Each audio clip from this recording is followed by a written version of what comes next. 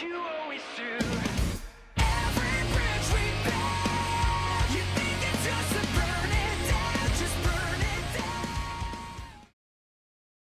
What's up, you beauties? My name is BatchatBegins, and welcome back to another fantastic World of Tanks video for you.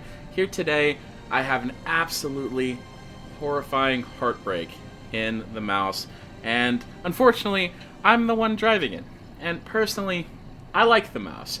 It's a fun tank to take out, and my problem with it really isn't that it's slow.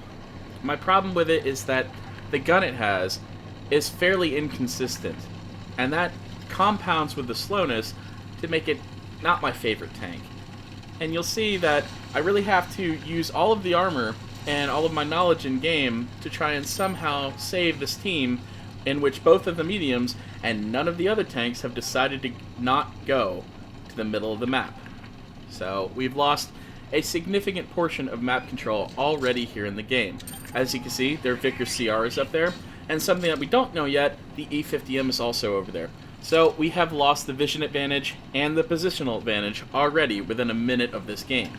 So, what's the best thing to do in this scenario? Well, we need to somehow start making some positional advantage back from where we are right now. So, I'm going to try and move towards the Object 140. He is the most isolated tank on the enemy team, and I'm going to be able to get there by taking a quick shortcut through the water here, and we're going to try and put some pressure on him in order to sort of gain some of our superiority back that we've already lost.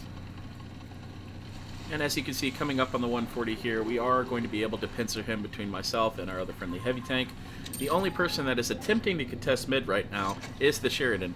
And while I admire the Sheridan's efforts, I don't think that it's going to be very useful, because a tank like that has no armor is not going to be able to force tanks to stay down and not peek. It's a bit unfortunate, but we'll have to make do with what we have, and unfortunately, the shot into the 140 is a little bit far back and does end up clipping the track instead of the hull, meaning that it does bounce. But, luckily for us, we are able to go ahead and take the 140 out before he crosses the hill, which is good, but we're still in a really poor situation here. They have an IS-4 in the middle and an E50M.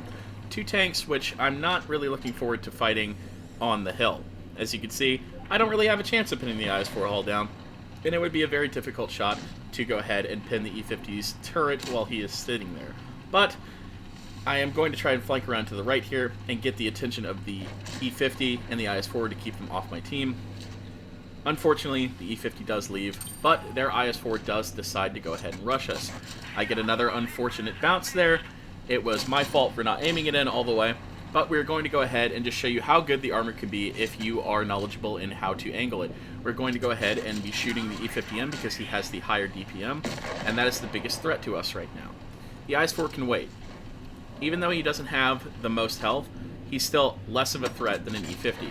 The E50 has that mobility, it has the ability to reposition and harass our team quite a bit, and if you didn't know, I really think that medium tanks are much more of a threat than heavy tanks when it comes to games like this.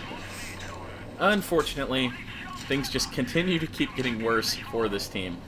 The E100 is helping, but it's been a little bit too late, and I'm not going to go ahead and pursue the IS-4 because I do not want to give the Vickers CR free reign over the middle of the map.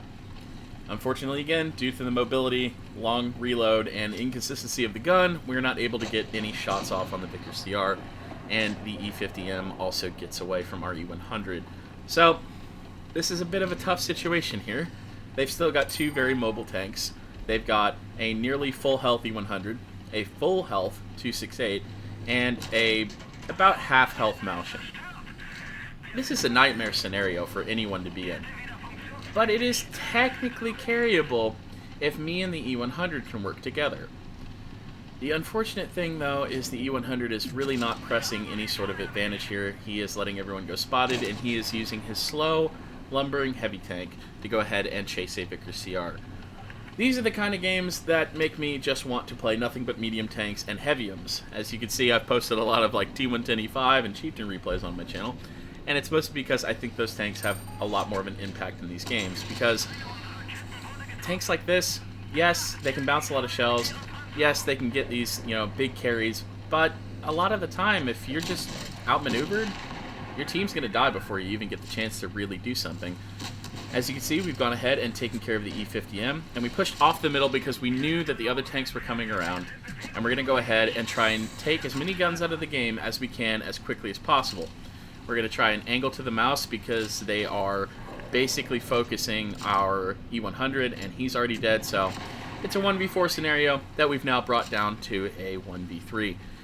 And this is where it all sort of falls apart because, yeah, we don't have the mobility, the firepower, or anything in this scenario. We just have the armor, so we're going to have to try and rely on it. And we're already up to 4k damage and 5k blocked, which is amazing in its own right. And right now, my biggest two threats are the 268 and the Vickers. The Vickers has the mobility, and the 268 has the pin.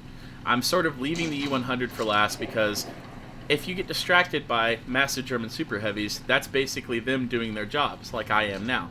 I am just using my hit points and my armor to make the enemy bounce, and I, took the bait on the E100 there, which I think in the end actually ended up costing me the game.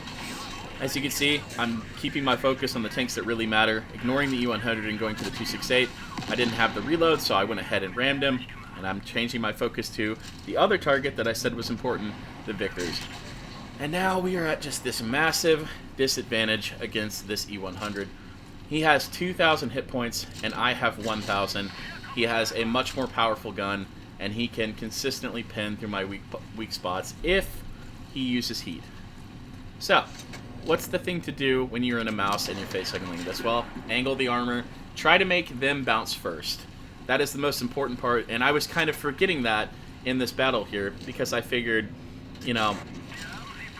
I figured that this guy wouldn't be able to pin the weak spots. I thought that maybe I was holding out hope that he wouldn't be spamming heat, but as you can hear that sizzle, he is. So I don't stand much of a chance if I can't block the next shell.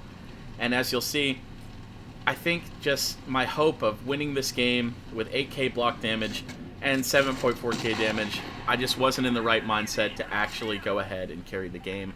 So unfortunately, we do lose that one, and it is a heartbreak. A 1v4, 7.4 thousand damage heartbreak, and it just really hurts my soul on that one. So I hope you guys enjoyed. That was a great game, but I'll try to get a better carry for you next time. As they say, carry harder. Anyway, links in the description below. Hope you guys enjoyed that one, and I'll see you guys in the next one. I still see your shadows in my room. Can't take back the love that I gave you. It's to the point where I love and I hate you, and I cannot change you, so I must replace you. Oh, easier said than done. I thought you were the one.